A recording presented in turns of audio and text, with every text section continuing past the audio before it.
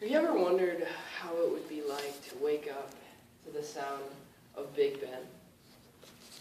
I've always wondered how that would be, and I've always loved London and England just because of its beauty and its wonderfulness. And I've always wanted to go there. I've never been able to go there, but I've had friends that have gone and other people that I have known who have gone and visited and have studied there and have just enjoyed the experience of being in a different place.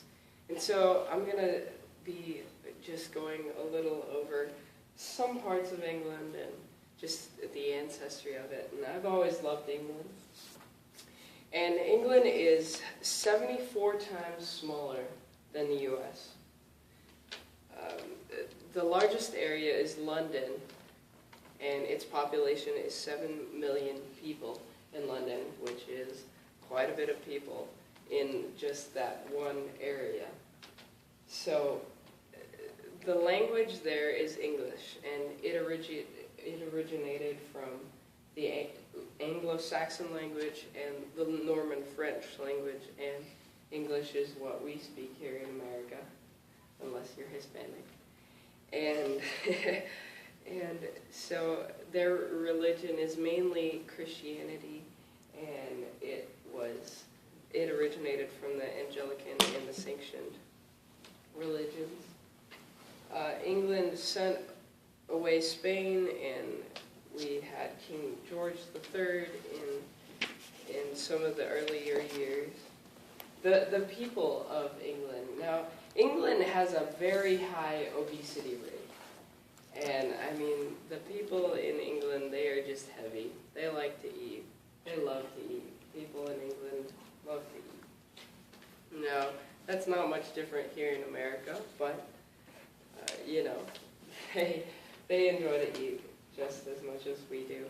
And it is they have a high obesity rate because of all the meat that they eat, and they love to eat their meat. So, in England, they have a high amount of tea consumers now.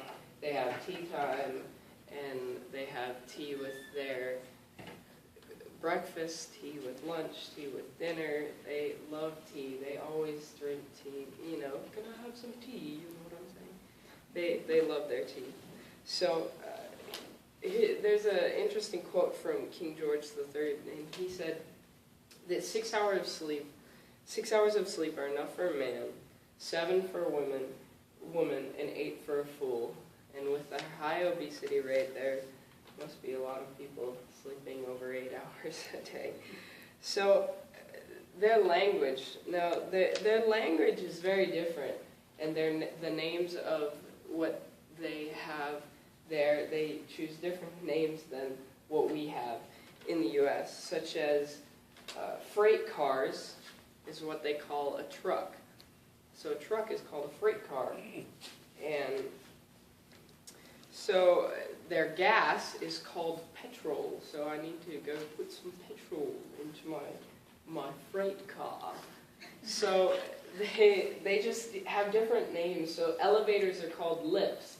So I'm going to go to the lift and go upstairs to the lift. So just very interesting in the different ways they use their different words and just several different pronunciations. And so a little bit about the dialects.